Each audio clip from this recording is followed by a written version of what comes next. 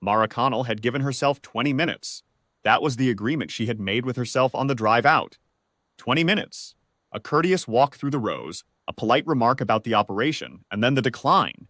Delivered in person, because her assistant had set the meeting and it felt wrong to cancel by email. Reed Halsey had been persistent. 3 follow-up calls, 2 sample boxes, a handwritten note on plain paper that said only, "I think you'd want to taste these yourself." She had finally come. She was a professional. The farm was small. She clocked that before she stepped out of the car. The access lane was unpaved. Her sedan had bottomed out twice on the ruts, and the equipment parked beside the barn. A single tractor, a flatbed trailer, and a hand-painted sign that said Halsey Farm in blue letters was nothing like what her company's other producers ran. Connell and Marsh sourced from operations that moved 50,000 cases a season. This man would be lucky to fill a pallet. She was straightening her jacket when the screen door swung open. Reed Halsey was younger than she'd expected. Early 30s, work-worn but not worn down. He wore a faded canvas shirt and rubber boots that were still damp from the morning rows, and he had a girl on his hip, maybe 7 or 8, who studied Mara with large brown eyes and the frank measuring look that children and border collies share. He set the girl down on the porch step, came forward, and shook Mara's hand with the grip of someone who used it all day. "Miss Connell," he said. "Glad you made it out, Mr. Halsey." She smiled the smile she used at sourcing meetings. "I appreciated the samples." The girl on the porch had not moved. She was watching Mara with the kind of attention that made adults feel they were being quietly graded. "That's Wren," Reed said. "She's 8 and she has opinions." "I'm 9 in November," Wren said to no one in particular. Mara had done dozens of farm visits. She knew the polite rhythm, the handshake, the tour of the rows, the mention of acreage and yield, the tasteful sidestep of the question of price. She had her notes in her bag, and her answer ready in her throat. She had 20 minutes. Reed Halsey walked her down the first row without hurrying, and that was the first thing that caught her off guard. Most growers narrated constantly, the variety, the soil amendments, the projected tonnage, filling the silence with numbers the way salesmen fill. Rooms with noise. Reed said almost nothing. He walked and watched the rows the way someone watches a river, and let her look. The field was immaculate, not in the way of a showroom, but in the way of something tended by a person who had been paying attention for a long time.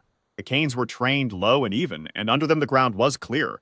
No competing weeds, no crusted irrigation tape, just dark earth that smelled like rain was coming. The berries themselves were not the plump, uniform globes that Mara's buyers liked to stack in clear plastic clamshells. They were smaller, irregular, dusted with that silver bloom that only shows up on fruit that hasn't been handled too much. She picked one from the nearest cluster because it was the polite thing to do at a farm visit, and she put it in her mouth the way she always did, expecting the flat sweetness that blueberries reliably delivered and reliably bored her with, and something stopped her. The flavor came in layers. There was the sweetness first, and then something that was almost floral, and then a low, slow finish that reminded her of nothing she could name but that stayed. She stood still for a moment in the row. "What variety is this?" she said. It came out flat, not a question. "Crossbred heritage line," Reed said. "Took about 9 years to stabilize." He said it the way a man states the distance to the next town, a fact, not a boast. She picked another berry. She had planned to ask about volume first, because volume was always where these conversations ended. Small operations could produce extraordinary product, and it did not matter, because you could not build a regional supply chain on a man with 1 tractor and 40 acres. She had the math in her head. The math stayed in her head. She ate another berry and did not mention it. Wren had followed them down the row at a respectful distance, carrying a metal pail by its handle. She set it down near her father without being asked, and he began checking the low-hanging clusters with his free hand. The girl watched Mara watching the row. Then she said, matter-of-factly, "He's been growing these since before I was born." "Wren," Reed said, "without heat." "It's true," Wren said. Mara looked at the child. "That's a long time to work on something." "He does everything a long time," Wren said. She picked up her pail and drifted ahead of them to the next row as though the subject was settled. The sky had been building something dark and fast in the northwest, and it arrived before they made it back to the barn. Not a drizzle, a genuine summer downpour, the kind that comes off the hills sideways and soaks through a jacket in 2 minutes. Reed had known it was coming. There was no surprise in his face. He said, "We can wait it out on the porch," and they ran. Wren was already on the porch with a towel that seemed too large for her, offering it to Mara with the gravity of a small innkeeper. Mara dried her face, and Reed propped the screen door and held it without making it obvious he was holding it. There was a long view from the porch, the rows running down to the tree line, rain blurring the far end of the field to a gray wash, and the smell of the wet earth coming up strong and sweet. Mara checked her phone. The road out would be slick for at least an hour. She put the phone away. Reed brought 3 mugs of coffee from inside without asking if she wanted one, and Wren sat on the porch rail, with her feet hanging and watched the rain with the contentment of someone who had nowhere better to be. The 3 of them were quiet for a while. This was the part of Mara's 20 minutes that had gone entirely off the plan, and she found, to her own mild surprise, that she did not mind. She asked him about the crossbreeding, how he had started, what he had been looking for. He answered in the same unhurried way he walked the rows, not like a salesman, not like a man trying to convince her, but like a man who liked the subject and was willing to talk about it if she wanted to listen. He had started with 4 heritage stock varieties, 2 of which he had found at an estate auction of a shuttered research farm. He had records going back to the first season. He had lost the 3rd year to a late frost and started over. He had lost his wife in the 5th year and kept going because stopping hadn't seemed like it would help anything, and the work had been there. He said the last part without ceremony and without looking for a response. Wren turned on the railing and looked out at the field. Mara said, "The flavor profile is unlike anything in our current portfolio." "It's not for everyone," Reed said. "It's too complex for people who want sweet and done." She almost smiled at that. "Our buyers are not those people." His phone was on the porch rail beside the coffee mugs. She saw it before he did, the screen lighting up with a notification, then lighting again, and again rapid, the way messages stack when several arrive at once. He glanced at it with the mild attention he gave most things. Then he picked it up and read, and something shifted behind his eyes. Not excitement exactly, something quieter.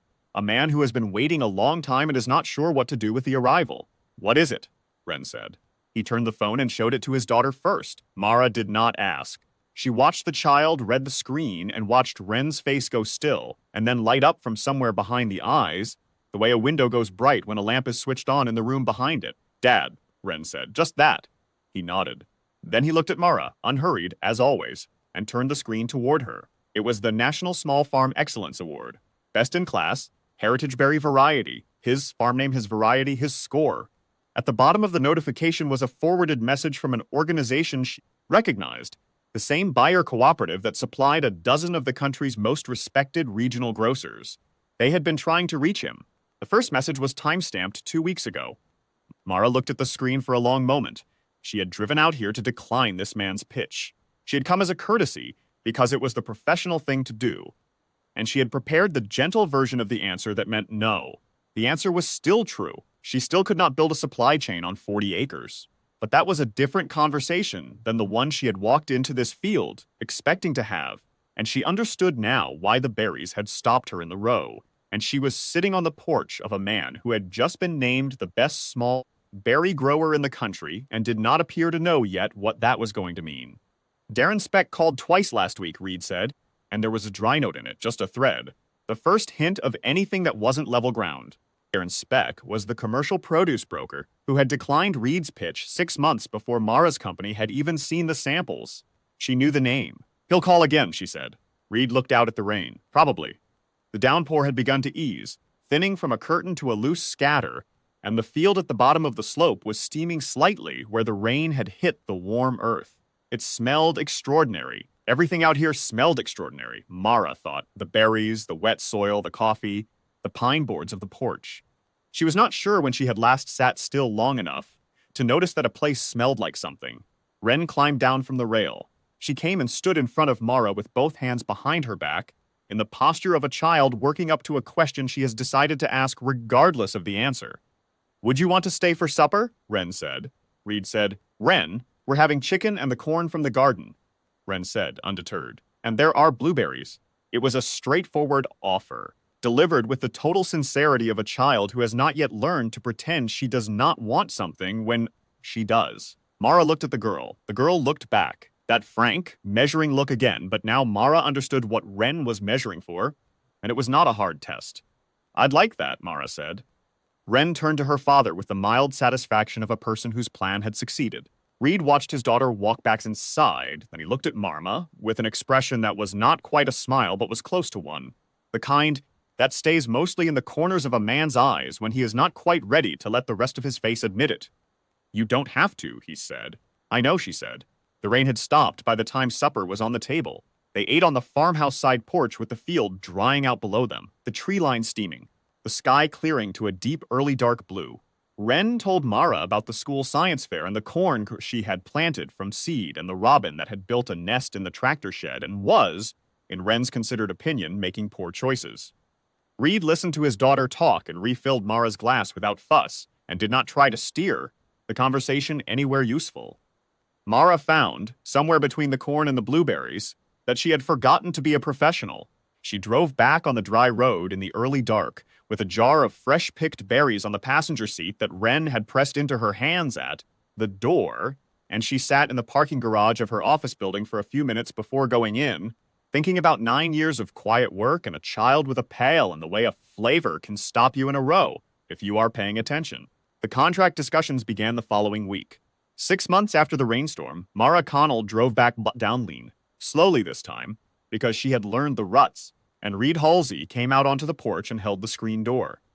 Wren was right behind him, carrying the same pail, and she looked at Mara's car with the calm satisfaction of someone whose plan has been unfolding exactly on schedule.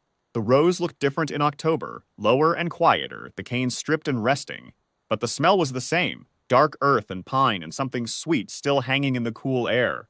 Mara stood at the edge of the first row for a moment and breathed it in, and the man beside her said nothing, and the girl with the pail walked on ahead, and the field stretched out quiet and unhurried, the way it always had, waiting to be tended by people who knew how to pay attention.